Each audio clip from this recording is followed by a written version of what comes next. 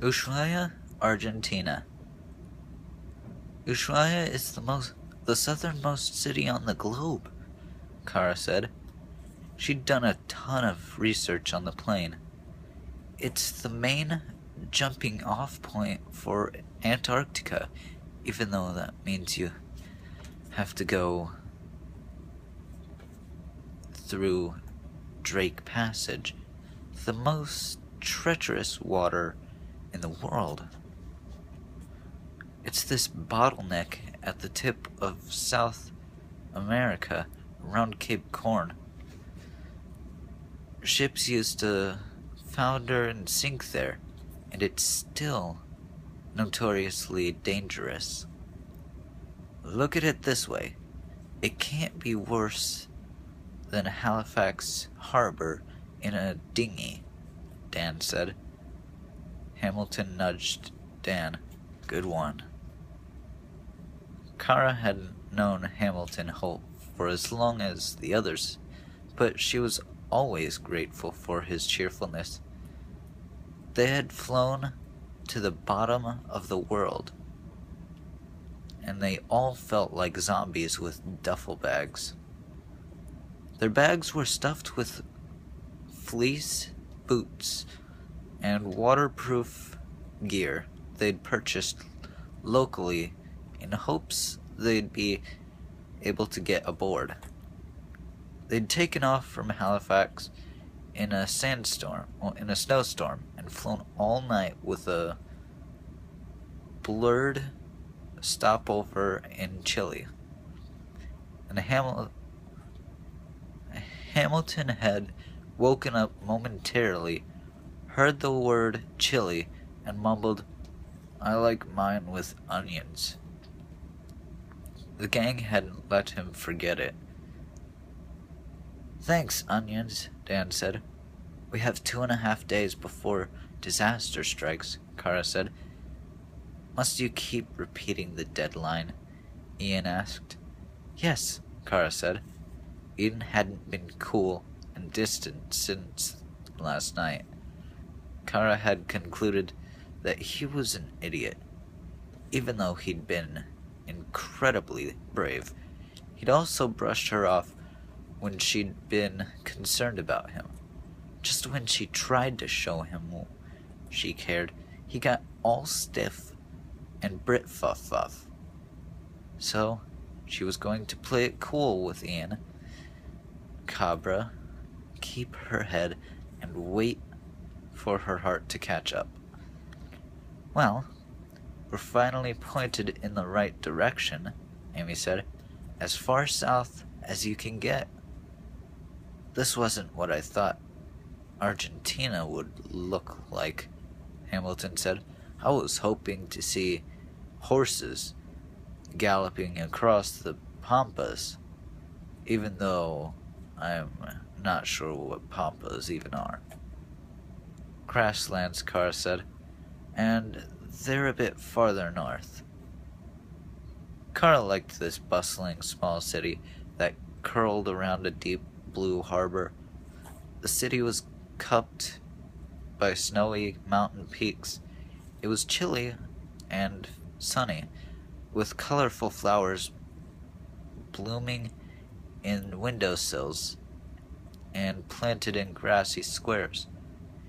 It was an upside-down world. It was March 1st, but that meant autumn in Antarctica. The summer research stations would be closing down, the scientists heading back to their home countries. The long Antarctica winter was around the corner. She'd learned that March was at the very tail end of Antarctica cruises. The season ran from November to March, with most cruises taking place during December and January. During the Antarctica summer, the Titanic, too, was an icebreaker, however, and was going to forge into the harbors of Antarctica and catch the very last of the good weather. At least, that was the plan. They walked toward the harbor, crossing a plaza underneath a snapping light blue Argentine flag. The harbor was crowded with expedition ships, alongside fishing boats and one gigantic cruise liner. They stood on the sidewalk, duffels in their hands, scanning the pier. It was clear which boat was the Titanic, too, even without reading the gilt letters on the stern. It was bright white and navy with polished mahogany railings, and had attracted a crowd on the pier who stared up at its magnificence. People were pulling up in hired cars and SUVs, and crew members in snappy white uniforms were hurrying down to escort them and handle the luggage. Hamilton gave a low whistle. "She's a beauty," he said. "The ship has been booked solid for a year," Amy said. "Peter Zimmer is a Titanic fanatic, but he also runs a non-profit foundation, and so he merged his two interests into this one ship to raise awareness. There's a mix of billionaires, scientists, a movie star who calls herself an environmentalist, and a very lucky group of 17 high school science students from La Jolla, California, who Zimmer invited on the cruise. Zimmer says the ship combines the opulence of the first Titanic along with cutting-edge green technology," Kara added. "It's running on biofuels, and he's aiming for zero impact on the environment. Plus, he's replicating the meals of the first Titanic voyage, and he's copied all the silver and plates and tablecloths."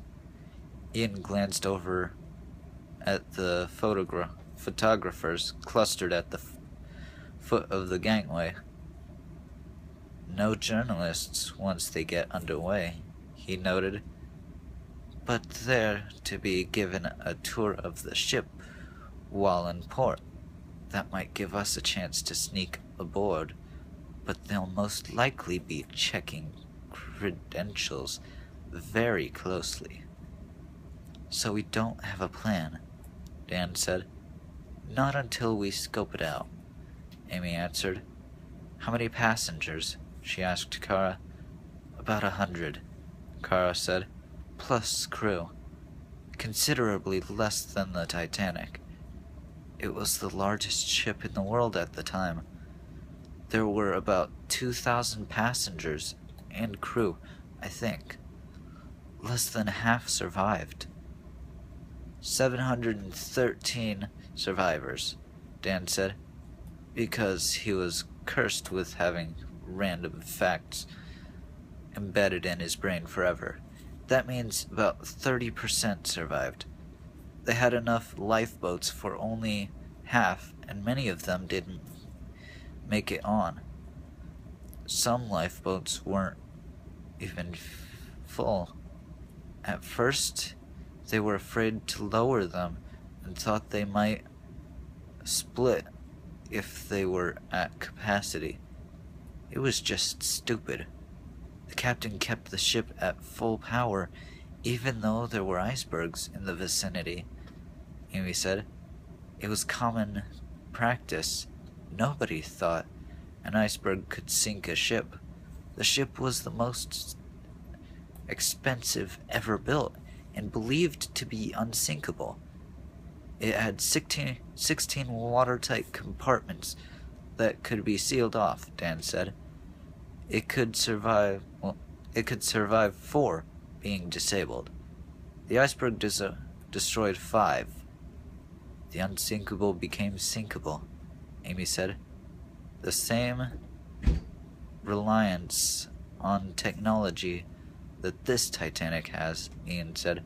So, based on historical record, I'd say we'd be foolish to think this ship can't blunder into disaster just as well.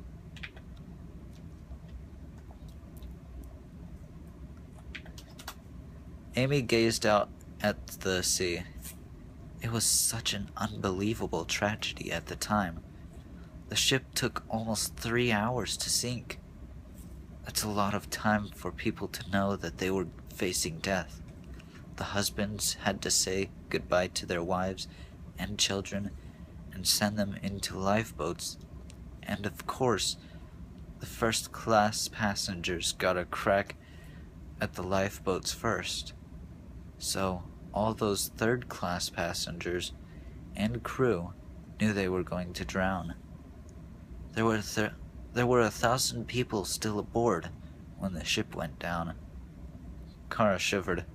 What kind of monster would wish that kind of disaster on the world again? And why? Just to prove a point? He's crazy. He might be, Amy said, but he might be after something we haven't even figured out yet. Like what? Dan asked. I don't know, Amy said. But look at us. We're busy trying to save people. What is the outcast doing? Ian nodded. Exactly what I've been thinking. But he's given us no choice.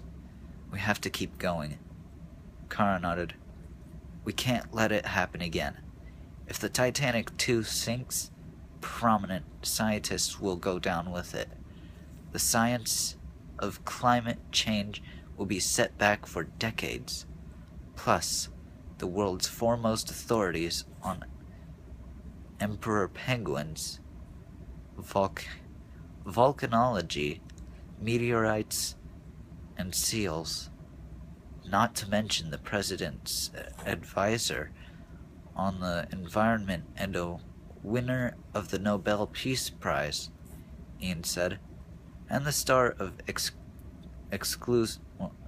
Explosive Action, the movie, Jonah put in.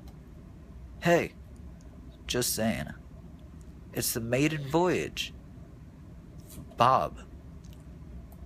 Bigwigs on board.